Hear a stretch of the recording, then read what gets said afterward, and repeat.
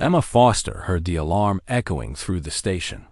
The red lights flashed in rhythm with the warning signal, and she pressed her back against the cold metal wall.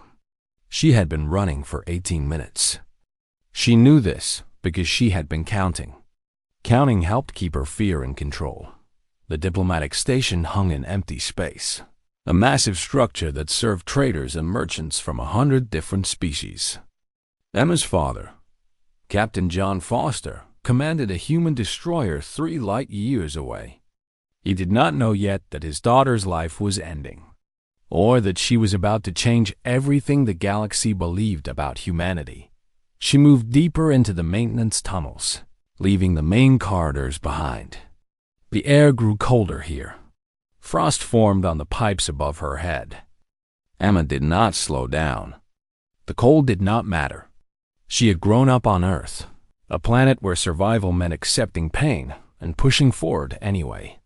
The 3 hunters emerged from the elevator, 2 corridors behind her. Their leader was Captain Felix, a Serati with gray-scaled skin and eyes that saw heat signatures instead of visible light.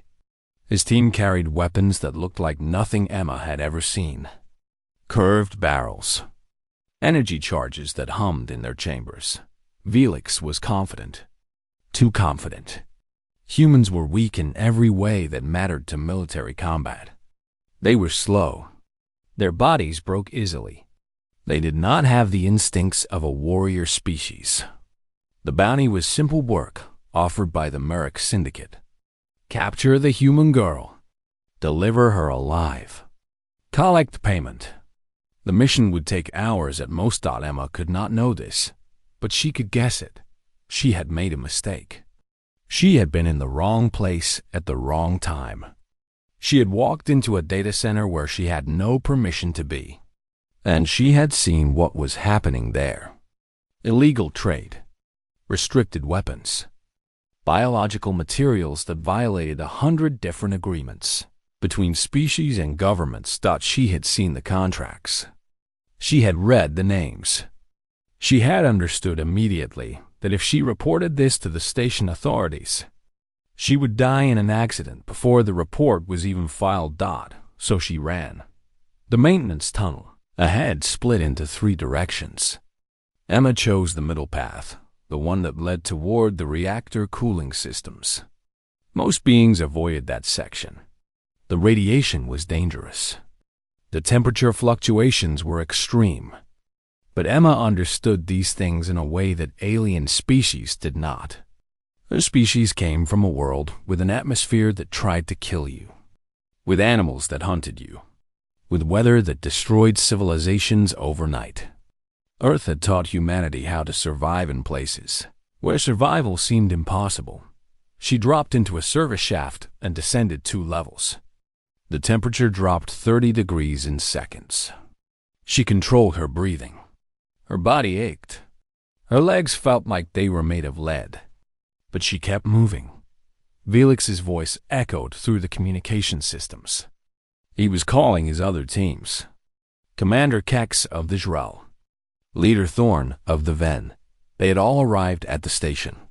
3 separate hunter teams, all pursuing 1 human girl. The Merrick Syndicate did not take chances, even with prey that seemed worthless on paper. Emma reached the station's primary data hub. This was where the station systems connected.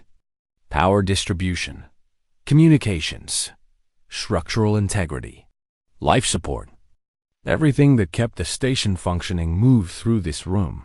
She used her access code, the one issued to all visiting humans, to open the secured terminal. The screen flickered to life. Text appeared. Status reports. System diagnostics. Security feeds showing the positions of the hunters. She was a civilian. She had no training in military tactics. She had no weapons. She had no authority to command anything. But she had something more valuable. She had a hunter's instinct from a world where weakness meant death.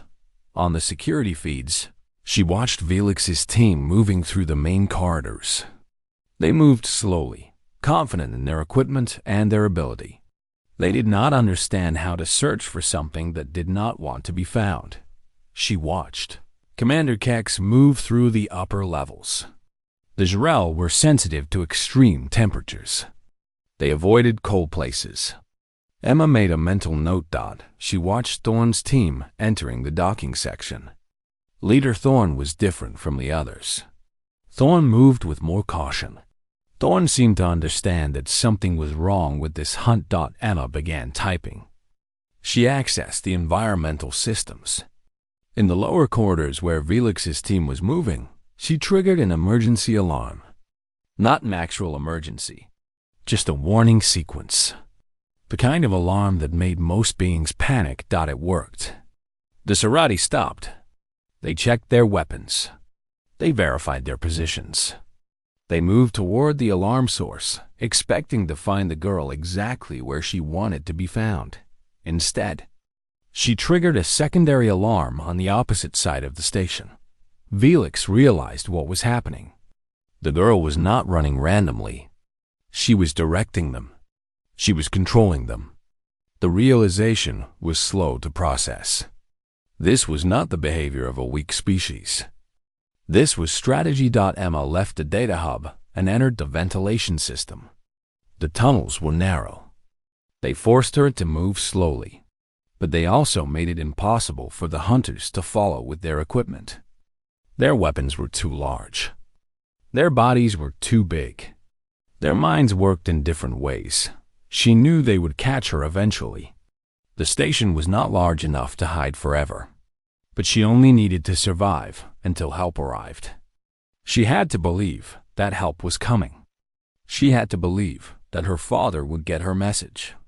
She had to believe that the human fleet would react with speed and force.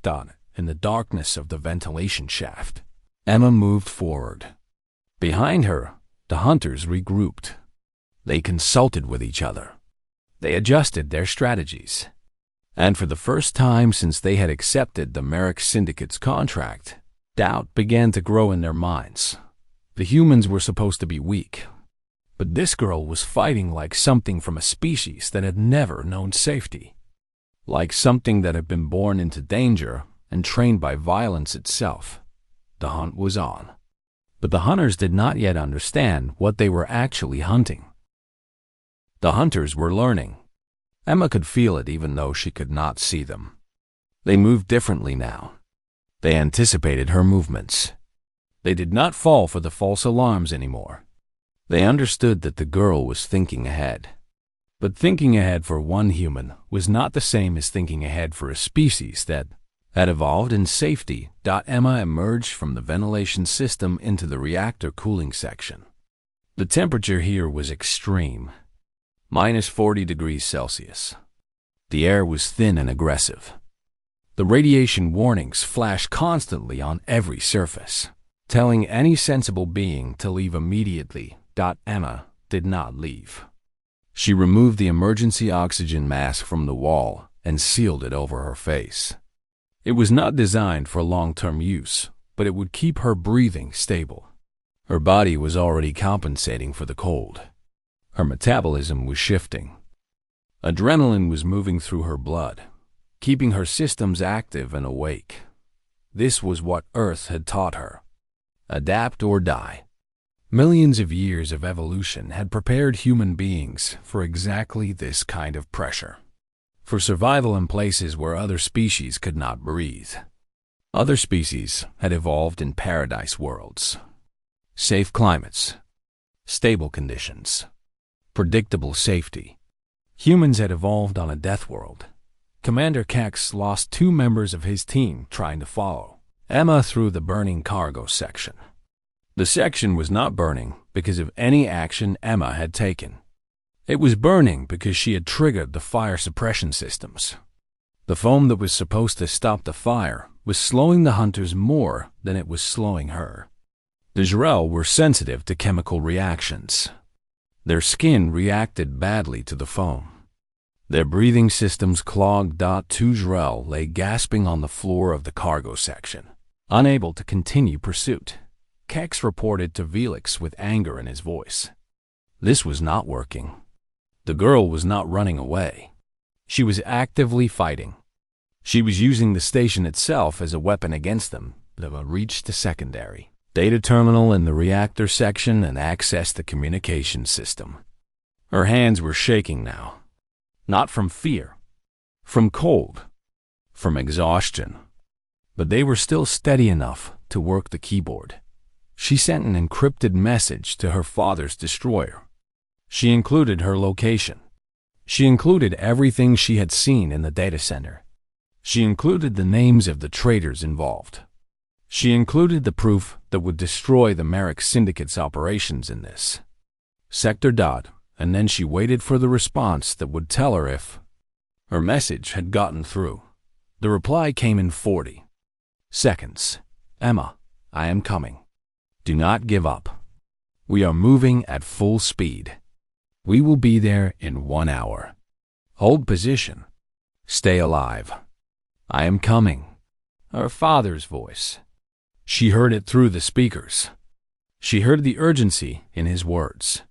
She heard the fear and the determination, and the promise that he would not allow his daughter to be taken. Emma had never felt so certain of anything in her life. She would survive the next hour. She would survive it because humans did not surrender. Humans did not accept the inevitable. Humans fought until there was no possibility left. Leader Thorn was different from the other hunters. Thorn had begun to understand something important about humans. They did not value their lives the way other species valued theirs. Humans would accept death if it meant protecting something greater. A cause, a belief, a principle. This made them dangerous in ways that conventional military training could not address. Thorn gathered his team and moved toward the lower observation deck. This was where the girl would go eventually. It was one of the few sections of the station that had only one main exit. She would be cornered there. Emma saw this on the security feeds. She saw Thorn moving with intention. She saw where he was positioning his team. And she made her decision. She would not run to the observation deck. That was the trap he was setting. Instead, she would go to the upper communications tower. It was the most defensible position on the entire station.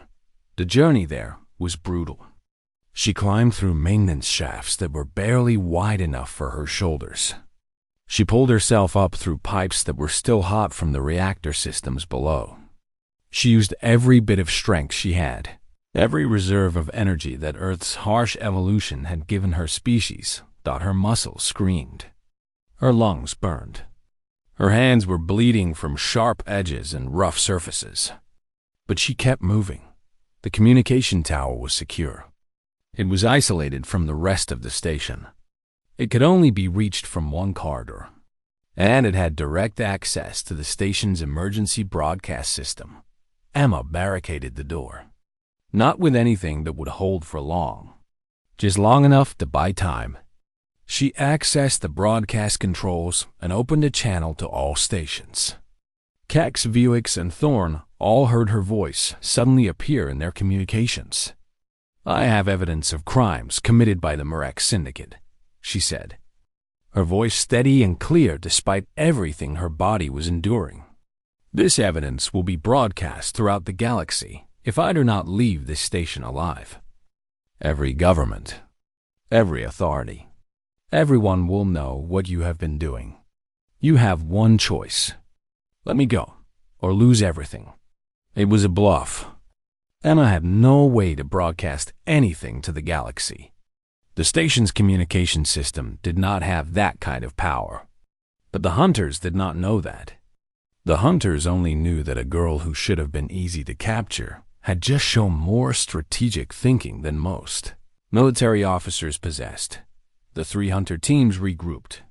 They communicated with their superiors. They received orders to maintain pursuit, but the energy was gone. The confidence had been shattered. This was no longer a simple capture mission. This had become something more complex, something unpredictable. Emma sat in the communication tower and waited. 55 minutes until her father arrived. 55 minutes until the human fleet entered the station's defense perimeter and made it clear that any further attempt to harm human personnel would be met with overwhelming military force. 55 minutes until the galaxy learned what it meant to hunt a Deathworld girl. The barricade was not going to hold. Emma knew this. The metal door was strong, but the hunters had weapons that could cut through it in seconds. She had maybe 3 minutes before they reached her position. 3 minutes left. She stood at the window of the communication tower and looked out at the vast darkness of space. Stars stretched in every direction. Somewhere out there, her father was driving a destroyer through the void at speeds that pushed the ship's engines to their limits.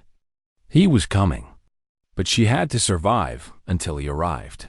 Emma heard the sound of cutting energy. The hunters were using their weapons on the barricade. The door was beginning to give way. The edges glowed red. Metal began to separate. She opened the communication channel again. She spoke directly to Leader Thorn. She did not speak to the team. She spoke to the individual, the one who seemed to have some capacity for understanding what was happening. "You know this is wrong," Emma said. Her voice was direct. No fear in it. No begging. Just statement. "You know that I have done nothing to deserve being hunted. You know that the Merrick Syndicate is using you. You know that this will end badly if you continue." There was a pause. A long pause. For just a moment, Leader Thorn seemed to waver. But then the orders came from his superiors. Orders to take the girl. Orders to complete the mission. Orders to use force if necessary. The door exploded inward. Emma did not run. She stood still. She waited until the hunters were inside the tower, until they were committed to the confrontation. And then she spoke again. "My name is Emma Foster," she said. "I am a human being. Humans are from a planet called Earth. That planet is called a Deathworld because everything on it is trying to kill you.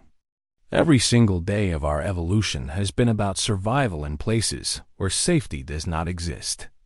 You have never experienced that. Your species has never had to learn how to survive when every condition is wrong. Every advantage you have, we learn to overcome. Every strategy you use, we learn to counter. Because we had to. Because dying was always the other option." Thorn stepped forward. His weapon was raised. His team was behind him. Emma was cornered. This should have been the moment of capture, but Emma did not look scared. That was the problem. She did not look scared, and she did not look like she was about to surrender. "You are going to kill me if you catch me," Emma continued. "I know this. I have known this since I started running. But I also know that if I die, the information I have collected reaches every government in the sector. Every station will receive it. Every authority will move against you. The cost of capturing me is far greater than any reward you will ever receive." It was still a bluff. It was a human strategy. Use your mind when you cannot match your enemy's strength. Use psychology when you cannot match their weapons. Use knowledge of your opponent when you cannot match their physical power. Felix and Kex were listening to this conversation. They were hearing a girl, a single human female, speak with absolute certainty about destroying them all. Thor did not lower his weapon, but he did not fire it either. Emma took a step forward. Just one step, but it was a deliberate step. A step that said she was not afraid. A step that said she was taking control of this situation. "I am going to sit down now," she said. "I am going to wait until the human fleet arrives. You can kill me, and you can die trying to destroy me. Or you can accept that this mission is over and let me live. Choose quickly, because I have no intention of doing anything else." She turned and walked to the chair behind the communications console. She sat down. She looked at the screen showing the position of her father's destroyer. 37 minutes away now. Getting closer. Getting closer. Thorn's team moved forward. Emma closed her eyes. She thought of Earth. She thought of deserts where the heat was deadly. She thought of oceans where the currents would pull you under. She thought of creatures that could kill you with a single bite. She thought of weather that destroyed civilizations. She thought of humans surviving all of it anyway. The order came from Thorn's communicator. It came from the Merrick Syndicate directors. It was not the order to capture. It was the order to retreat. The calculation had been made. The girl's threat was credible. The risk was too great. The other hunters had already abandoned their positions. The entire operation was being called off. Velix transmitted a message to Kex. They are leaving. The Merrick Syndicate has ordered full retreat. This is over. Kex responded with anger. We came to capture a single girl. We have failed. The humans will know this. They will know that we could not stop them. Thorn lowered his weapon. He looked at Emma sitting in the chair with her eyes closed. He wanted to understand how this had happened. How a girl with no weapons and no formal training had just defeated 300 teams and forced the Merricks Syndicate to abandon an operation. The answer was simple. But it was something that Thorn would never understand as long as he lived. It was something that no alien species could understand. Humans did not fear death when they fought for something that mattered. Humans became stronger when they had no way out. Humans were dangerous not because of what they possessed. Humans were dangerous because of what they were willing to lose. Emma opened her eyes and looked at Thorn. For a moment, they were just two beings from different worlds. One who had trained his entire life for combat. One who had been running for her life. But in that moment, both of them understood that something had changed. The humans were not the weak species they had been told about. The humans were something far more dangerous. Thorn and his team left the communication tower. Emma sat alone and waited for her father to arrive. The human destroyer emerged from faster-than-light jump like a hammer striking anvil. The USS Colorado was a military warship. Not large by the standards of galactic fleets, not armed with the most advanced weapons available, but moving with purpose and speed that left no doubt about intention. Captain John Foster was on the bridge. His daughter was on that station. Everything else was secondary. The 3 corvettes that accompanied the Colorado took formation around it. They were smaller ships. But in a combat situation with the Merrick Syndicate forces that had arrived to provide backup for the hunters, they could cause serious damage. Station controllers transmitted an emergency message. A human destroyer had just entered their space. It was powering weapons systems. It was moving toward the docking bays. The Merrick Syndicate commander received the message and made an immediate calculation. The situation had deteriorated beyond recovery. A single human girl had forced his teams into retreat. Now the human military was arriving to make the point with overwhelming force. He ordered all Syndicate forces to begin evacuation immediately. Captain Foster did not wait for negotiations. His daughter's life was the only thing that mattered. He led a team of 20 combat Marines into a shuttle.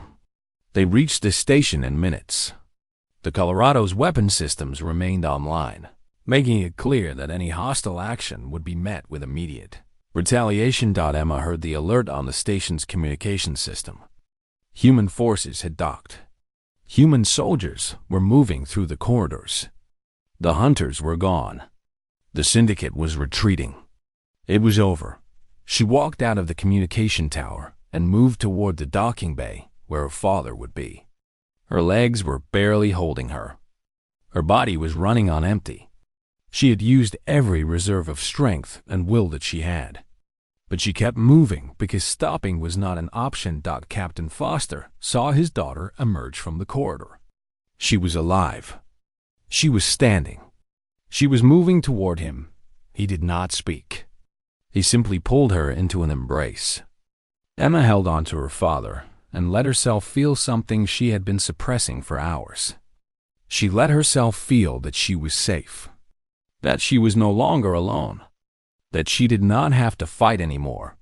"I am here," John Foster said. "You are safe now.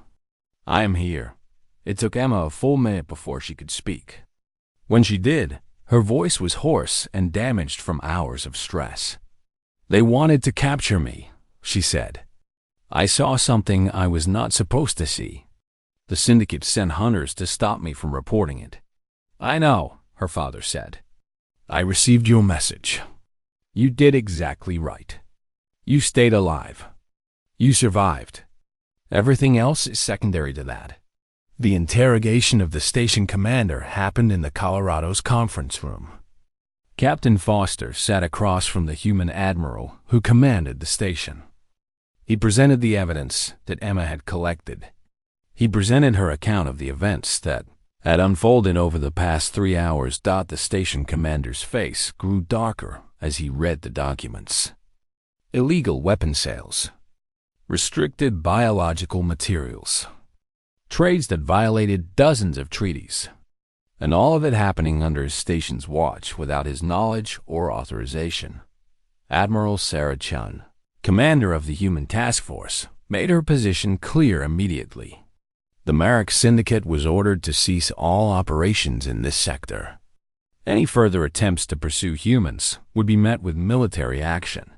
The Deathworld species was no longer weak prey to be managed and contained. Humans were a military power. Humans were dangerous. The Syndicate commander accepted these terms. He was too outnumbered and outmaneuvered to do anything else. His forces retreated from the station. His organization pulled back from human territory. His hunters would pursue no more of John Foster's people. Word spread quickly through the galactic stations and communication networks. A human girl had evaded elite hunter teams. A human destroyer had faced down syndicate forces. The humans were not the passive trading species that the galaxy had assumed. The humans were something else. Something that could not be controlled or contained. Emma stood on the bridge of the Colorado and watched the syndicate vessels moving away from the station. Her father was beside her. He was still holding onto her arm, as if afraid that if he let go, she would disappear. "You are going to be all right," he said. But it was not a question. It was a statement of fact. A promise that the human military would make sure of it. "I know," Emma said. And she meant it. Captain Foster called for the medical team to examine his daughter. Emma was treated for exposure, dehydration, and the dozen minor injuries she had sustained during her hours of evasion and survival. But her physical wounds were less concerning than her mental state. She had spent 3 hours fighting for her life against impossible odds. She had used intelligence and strategy to defeat opponents who were physically superior. She had not broken. She had not surrendered. She had held on until rescue arrived. That kind of experience changed a person. Emma Foster was no longer a civilian passenger on a diplomatic station. She was a human survivor. She was proof that Deathworld species could endure pressures that would destroy any other beings in the galaxy. The news reached human colonies across the sector. A girl named Emma Foster had stood alone against the Merrick Syndicate. She had survived, and the human military had responded with strength and speed that made it clear: touch our people, and face the consequences. In the officers' lounge of the Colorado, John Foster held his daughter while she slept. He thought about the future. He thought about what this event meant for humanity's place in the galactic community. And he knew that everything had changed. The galaxy would never see humans the same way again. A girl from a Deathworld had just taught the galaxy what that meant. The reports spread faster than even the human military expected. Every major news network in the sector broadcast the same story. A human girl had outmaneuvered a professional hunter team from the Merrick Syndicate. She had used intelligence, strategy, and psychological tactics to force them into retreat. A human destroyer had then arrived to show that the incident was not isolated. The humans backed their people with military force. Within 48 hours, the story had reached the Galactic Council. Within 72 hours, it had spread to 7 different star systems. Within 1 week, it was being discussed in every trading station and military outpost from the core worlds to the outer colonies. The interpretation was universal. Humanity was not the weak species. They had been cataloged as military strategists from a dozen different civilizations began studying Emma's actions. They analyzed her choices. They examined how she had used environmental knowledge to overcome superior weapons and training. They reached the same conclusion that Leader Thorn had reached. Humans did not think like other species.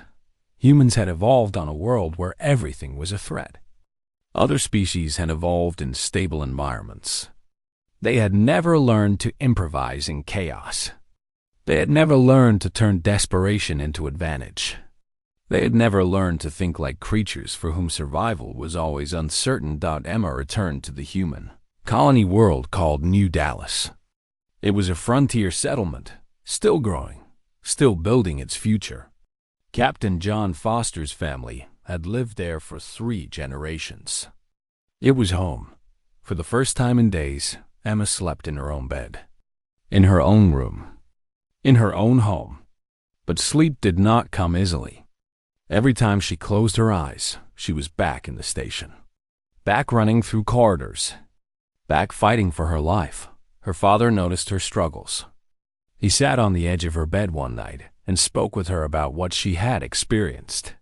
"What you did," he said, "was something that most military personnel would be proud of. You survived. You made smart choices. You did not panic. You fought with your mind because your body could not outmatch them. That is what humans do. That is what we have always done." "I was scared," Emma said. "Courage is not the absence of fear," her father replied. "Courage is acting anyway. You ran. You fought. You survived. You were afraid, and you did it anyway. That is courage." Emma began her training for military service 6 months later. Not because of trauma, not because of some need for revenge, but because she had learned something fundamental about herself. She was capable of more than she had believed. She was a human. She came from a species that had learned to thrive in impossible conditions. The military academy, where she trained, recognized her immediately. The girl from the station. The girl who had outmaneuvered the Merrick Syndicate hunters. She was already a legend. But she worked harder than anyone else anyway. She understood that her survival on the station had been luck mixed with quick thinking. Military training would teach her how to turn that luck into skill. 3 years later, Emma Foster became a second lieutenant in the human fleet. She served on patrol ships that monitored the outer defense perimeter. She trained other young soldiers about tactical thinking and environmental awareness. She taught them to think like Deathworld creatures, to survive in any condition, to turn disadvantage into advantage. The hunters from the station sent an inquiry to the human military about the girl. Thorne wanted to know what had happened to her. The response came from Captain Foster's personal message. Emma was now a commissioned officer. She was training the next generation of human soldiers. And if the Merrick Syndicate ever decided to try again, they would face not just one girl. They would face a species that had learned what it meant to stand alone against the galaxy. Thorne never replied after that. The Merrick Syndicate collapsed within 2 years. The evidence that Emma had collected led to investigations. The trade she had witnessed led to legal actions against every major trader involved. The organization that had once seemed powerful enough to hunt anyone they wanted was broken apart by the information. One girl had decided to gather and preserve. Emma watched the news reports with satisfaction. Justice, not revenge. Justice. That was what mattered. That was what humanity had taught the galaxy. That Deathworld species valued things beyond simple survival. They valued right and wrong. They valued protecting others. They valued standing against evil, even when the cost was high. On her 21st birthday, Emma stood on the bridge of the human patrol ship assigned to the outer defense perimeter. She looked out at the vast darkness of space. Somewhere in that darkness, civilizations were beginning to understand that humans were not the weak species they had thought. Some would try to learn from humans. Some would try to oppose them. But none would ever underestimate them again. Her father had taught her to survive. The station had taught her to fight. The military had taught her to lead. But Earth's long history of survival had taught her something more important. It had taught her that humans could endure anything. That humans could become more than they believed. That humans were stronger not because of what they possessed, but because of what they were willing to become. In the vast galactic community, humans were no longer footnotes in the records of other species. They were builders of their own destiny.